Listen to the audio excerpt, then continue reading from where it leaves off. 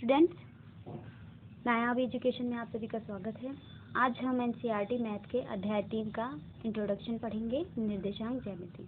तो इसमें होता क्या है, इसमें आपके 4 चतुर्थांश होते हैं। आप पहले भी ये पढ़ चुके हैं क्लास 8 में, लेकिन यहाँ पे भी समझाना ज़रूरी है। तो इसमें हमारे 4 चतुर्थांश होते हैं और वो बने होते हैं अक्षों से।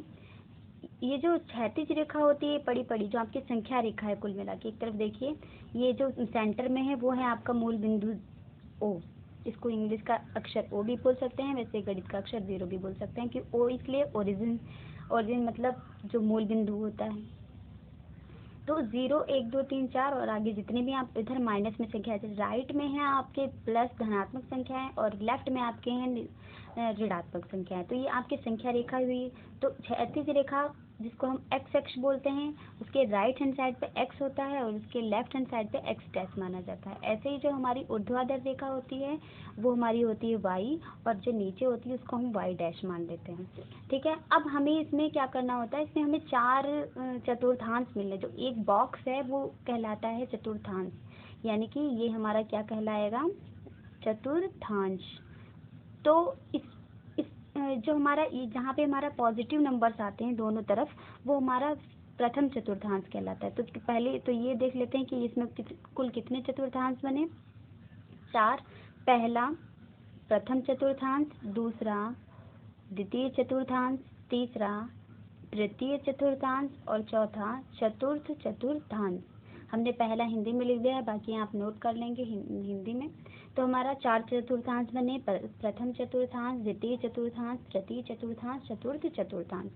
अब यहाँ पे हमारे जो एक्स एक्स के राइट हैंड पे प्लस की संख्याएं होती हैं और लेफ्ट हैंड पे नेगेटिव माइनस की संख्या होती है। ऐसी वाई अक्ष के ऊपर की ओर धनात्मक संख्याएं होती हैं और नीचे की ओर ऋणात्मक संख्याएं होती हैं।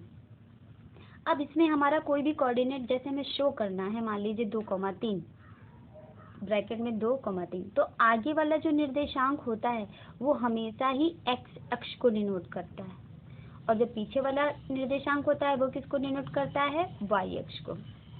या आप साइड में कहीं लिख लीजिएगा, एक ही निर्देशांक यहाँ पे हम लिख दे रहे हैं साइड में, निर्देशांक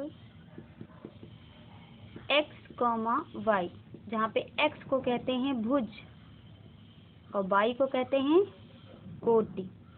हमेशा ध्यान रखिएगा, जो आगे वाला होता है वही आपका x होता है और जो पीछे वाला होता है वही आपका क्या होता है, y होता है। ये आप अलग से नोट कर लीजिएगा। तो अगर मान लीजिए हमें निर्देशांक यही 2,3 दिखाना है, तो 2,3 का दोनों प्लस नंबर हैं, यानी कि x भी हमारा प्लस का लिया जाएगा और y भी हमारा प्लस का लिया जाएगा। तो देखिए यहाँ पे हम x अक्ष पर +2 देखें तो ये हमारा मिला, ठीक, और y अक्ष पर हमें कितना देखना है, 1 2 3, ये मिला हमारा। और ये दोनों ही सामने सामने चलेंगे और जहाँ ये टकराएंगे वही बिंदु इनका क्या होगा, 2,3। ओके, तो सबसे पहले हम देख लेते हैं कि हमारा कौन सा चतुर्थांश किस साइन का होता है। तो हमारा प्रथम चतुर्थांश पे आते हैं। तो प्रथम चतुर्थांश में ये जो एक्स अक्ष है ये भी सारे पॉजिटिव नंबर हैं, और वाई अक्ष है ये भी सारे क्या हैं, पॉजिटिव नंबर, यानी कि प्रथम चतुर्थांश में दोनों ही हमारे पॉजिटिव साइंस होते हैं। अब आ जाते हैं हम द्वितीय चतुर्थांश में। द्वितीय चतुर्थांश में पहले हमें कौन सा लिखना है, एक्स का कोऑर्डिनेट, फिर हमें लिखना है वाई का कोऑर्डिनेट। तो एक्स का हमारा देखिए, एक्स के नंबर किस चिन्ह में है, माइनस में, किस चिन्ह में है, माइनस में, और फिर कॉमा वाई के हमारे निर्देशांक किस चिन्ह में है, प्लस में, यानी कि इसके जो चिन्ह आए वो आए माइनस प्लस। अब हम आ जाते हैं तीसरे चतुर्थांश में। इसमें हमारा पहला एक्स का, दूसरा वाई का। तो एक्स का तो ये है, एक्स कह लीजिए या एक्स डैश कह लीजिए, लेकिन लिखा जाएगा पहले एक्स का ही। तो एक्स के हमारे साइन किस में है, माइनस में, और वाई के हमारे साइन किस में है, वो भी हमारे सब माइनस में, यानी कि तीसरा चतुर्थांश दोनों ही माइनस। अब चौथे चतुर्थांश में आ जाइए। इसमें हमारा पहले एक्स का लिया जाएगा, और एक्स किस में है, प्लस में, और वाई किस में है, माइनस में। अगर आप कभी भूल जाएं तो आप संख्या रेखा फटाफट बना के इनके साइन निकाल सकते हैं। वैसे आप 1-2 बार जब प्रैक्टिस करेंगे तो आपको याद हो जाएगा। यानी कि प्रथम चतुर्थांश में ऑल पॉजिटिव, द्वितीय चतुर्थांश में माइनस प्लस, तृतीय में माइनस माइनस, और चतुर्थ में प्लस माइनस। अब आपसे कह दिया जाए -5,6 को आप तल पर निरूपित कीजिए, तो आप कैसे, यानी कि x पे आपको -5 चलना है, तो पहले -5 आप देखते हैं x पर। तो x पर इधर तो सारे प्लस हैं, इधर आपके सारे माइनस है, तो -5 आपका x पे ये हो गया। अब लिखा है y पर 6, ये y का ही तो है पीछे वाला कोटि, तो y पर 6 +6, तो +6 ऊपर है, तो ये हमारा हो गया 6। अब ये दोनों जहाँ पे सामने सामने चलेंगे, जहाँ पे टकराएंगे वही आपका क्या होगा, -5, 6।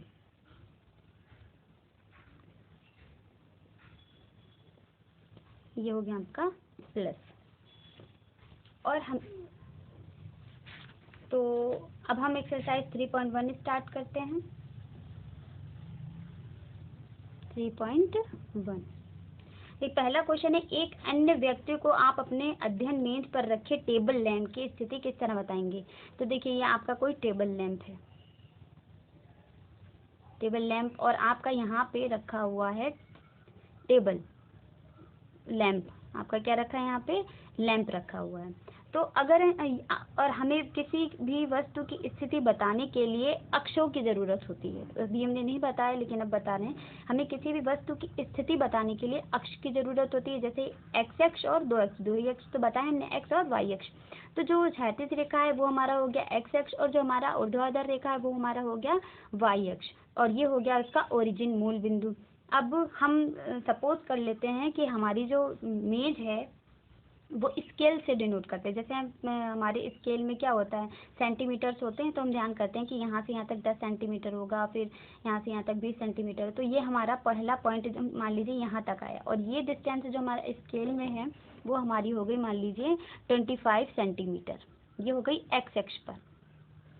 अब हम y अक्ष पर देख लेते हैं। y अक्ष पर हमारी ये जा रही है 35 लगभग, कितनी जा रही है, 35 सेंटीमीटर। तो किसी को भी बताना बहुत आसान है कि हमारा जो यहाँ से ये हम चलेंगे और यहाँ से इधर से हम चलेंगे, और जहाँ पे मिलेगा वो हमारा क्या हो जाएगा, x अक्ष वाला पहले 25 सेंटीमीटर, फिर हमारा 35।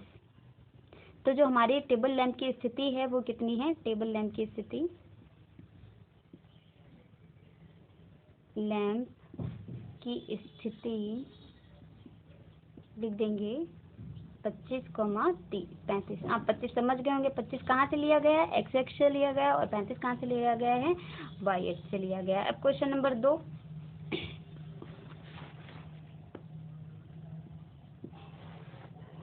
लिखा हुआ है, बुक लाते हैं आपको समझाने के लिए।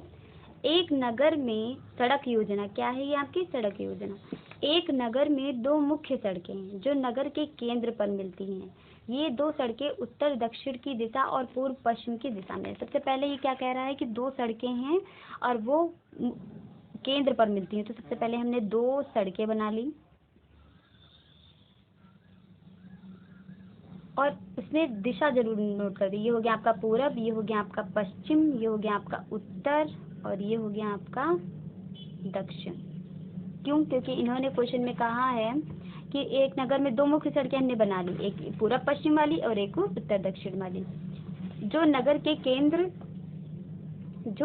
केंद्र पर मिलती हैं। ये 2 सड़कें उत्तर दक्षिण, देखिए उत्तर दक्षिण, और पूर्व पश्चिम की दिशा में है, पूर्व पश्चिम की दिशा में है। नगर की अन्य सभी सड़कें इन मुख्य सड़कों के समांतर 200 मीटर की दूरी पर हैं। यानी कि और भी सड़कें हैं, जैसे मान लीजिए यहाँ से यहाँ पर भी कोई सड़क है, तो वो कितने 200 जितने भी सड़कें हैं उनके बीच की जो डिस्टेंस है वो कितनी है, 200 मीटर है। प्रत्येक दिशा में लगभग 5 सड़कें हैं। अब देखिए आप उत्तर से दक्षिण में देखिए, उत्तर से दक्षिण में आपकी कितनी सड़कें हैं, 5 सड़कें हैं। तो हम स्केल से 5 सड़कें हैं, और आगे लिखा हुआ है कि 1 सेंटीमीटर बराबर, यहाँ पे देखिए आगे लिखा हुआ है 1 सेंटीमीटर बराबर 200 मीटर, क्योंकि हम 200 मीटर तो अपनी कॉपी पर खींच नहीं सकते हैं, तो उन्होंने मान लिया कि जो 200 मीटर है वो किसके बराबर है, 1 सेंटीमीटर के बराबर है। तो जो 5 सड़कें हैं उनके बीच की जो डिस्टेंस है वो हमारी 1 सेंटीमीटर, आप समझ लीजिए। ठीक है, तो हमने स्केल रखा, स्केल में 1-1 सेंटीमीटर का हमने यहाँ पे डॉट रख लिया, 1 सेंटीमीटर, 2, 3, और नीचे भी हमने ऐसे ही डॉट रख लिया। अब इन्होंने ये कहा था कि प्रत्येक दिशा में 5 सड़कें, ये जो हमने जो मुख्य सड़कें खींची हैं इसको डिनोट नहीं करना है आपको उस सड़क में, आप इसके अलावा 5 खींचेंगे। तो हमने पहले यहाँ पे खींच ली 1 सेंटीमीटर के डिस्टेंस पर, 1 और 2, 2 सड़कें हो गई हमारी। एक और खींच लीजिए 3, सारी ऊपर नहीं खींच सकते, कुछ नीचे भी खींचिए। ये हो गई हमारी 4 और ये हो गई हमारी 5। ये हमारी हो गई 5 सड़कें। इसको आप नाम दे दीजिए मार्ग 1 यानी कि M1, M2, M3, और जो मुख्य सड़क है उसको नाम नहीं देंगे। ये आपकी हो गई M4 और ये हो गई आपकी M5। अब इसी तरह देखिए, अब उत्तर और दक्षिण में आप सारी सड़कें काउंट करेंगे तो आपको कितनी मिलेंगी? 5। एक M1 1 2 3 4 5 जो मुख्य सड़क है, बस आपको उसको काउंट नहीं करना है। अब आप पश्चिम और पूरब से पश्चिम में भी कितनी सड़कें ड्रॉ कर लीजिए? 5, वो भी 1-1 सेंटीमीटर की डिस्टेंस पे। तो हमने ये इधर 2 कर ले रहे हैं, 1 2, ये सब इनके बीच की डिस्टेंस आपकी 1 सेंटीमीटर है, 3, और इस साइड में 2, 1 और 2। इसको भी मार्ग नाम दे दीजिए, इन सबको एरो लगा दीजिए।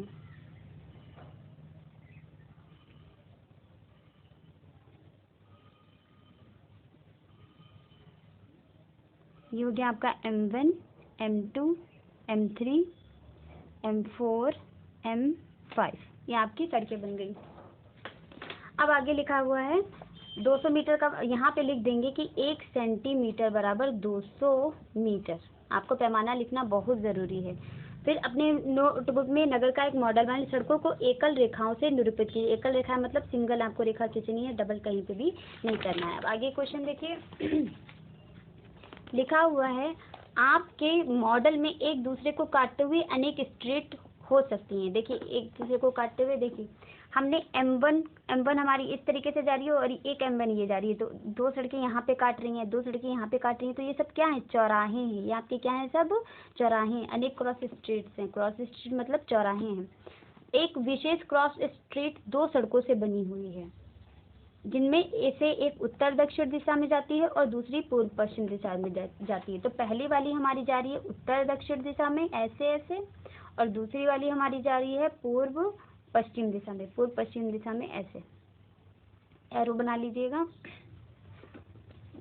आगे लिखा हुआ है प्रत्येक क्रॉस स्ट्रीट का निर्देशन इस प्रकार किया जाता है, यदि दूसरी सड़क उत्तर दक्षिण दिशा में जाती है और 5वीं सड़क पूर्व पश्चिम दिशा में जाती है। दूसरी सड़क देख लीजिए, ये है उत्तर दक्षिण दिशा में दूसरी सड़क, ये इस पे टिक कर लीजिए जरा सा। उत्तर दक्षिण दिशा में दूसरी सड़क और पूर्व पश्चिम दिशा में 5वीं सड़क, ये दोनों चलेंगी और चलकर जहाँ पे मिलेंगी वो बिंदु जो आया है। अब यदि वो 2,5 है, ये बिंदु कौन सा है आपका? 2,5 है कहेंगे। अगर इसको हम 2,5 कहेंगे तो इसी परंपरा से आपको ज्ञात करना है कितनी क्रॉस स्ट्रीटों को 4,3 माना जा सकता है और कितनी क्रॉस स्ट्रीटों को 3,4 माना जा सकता है। तो देखिए पहले उन्होंने कहा उत्तर से दक्षिण 2, दूसरी सड़क। तो देखिए ध्यान दीजिएगा, उत्तर दक्षिण बोल रहा है तो इसका मतलब है उत्तर दक्षिण आपका x है और जो पूरब पश्चिम है वो आपका y है। पूरब पश्चिम आपका क्या है? y है। तो आपको ये x, ये जो आपका 2 है वो x पर है और 5 है जो आपका वो y। तो उत्तर दक्षिण को उसने x माना है और पूरब पश्चिम को उसने y माना है। अब पूछा है कि कितनी क्रॉस स्ट्रीटों को 4,3 माना जा सकता है। तो 4 का मतलब हुआ कि उत्तर दक्षिण पर चौथी सड़क, और 3 का मतलब हुआ कि पूरब पश्चिम पर तीसरी सड़क। तो उत्तर दक्षिण पर चौथी सड़क देखिए, तो उत्तर से दक्षिण में चौथी ये रही आपकी चौथी सड़क, ठीक है। और पूरब पश्चिम में तीसरी सड़क, तो तीसरी सड़क आपकी ये रही। तो चौथी और तीसरी जहाँ पे मिलेंगी वही आपका क्या होगा? 4,3। तो केवल एक ही पॉइंट आएगा 4,3। क्वेश्चन में ना कि कितनी क्रॉस स्ट्रीटों को 4,3 माना जा सकता है, तो केवल एक क्रॉस स्ट्रीट को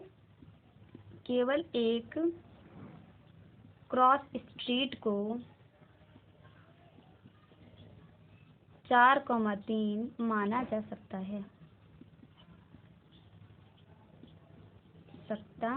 इसी तरह से दूसरा है कितनी क्रॉस स्ट्रीटों को 3,4। अब दूसरा है 3,4। तो हमें पता है कि पहला वाला हमें उत्तर दक्षिण ही देखना है, तो उत्तर दक्षिण में तीसरा मार्ग ये रहा, और पूरब पश्चिम में चौथा मार्ग ये रहा, तो ये तीसरा यहाँ पर और ये चौथा यहाँ जहाँ पे मिले वहीं आपका क्या है 3,4। तो कितने क्रॉस स्ट्रीट को 3,4 माना गया है, तो इसमें भी आंसर क्या हो जाएगा, केवल एक क्रॉस स्ट्रीट को 3,4 माना जा सकता है। तो आपका ये क्वेश्चन बहुत सिंपल था, यहीं पूरा हो गया। बस इसको समझना है इसमें करना ज़्यादा कुछ नहीं है इसमें, बस इसको मात्र समझने में आपका है। तो आपकी एक्सरसाइज कंप्लीट हो गई। Thank you.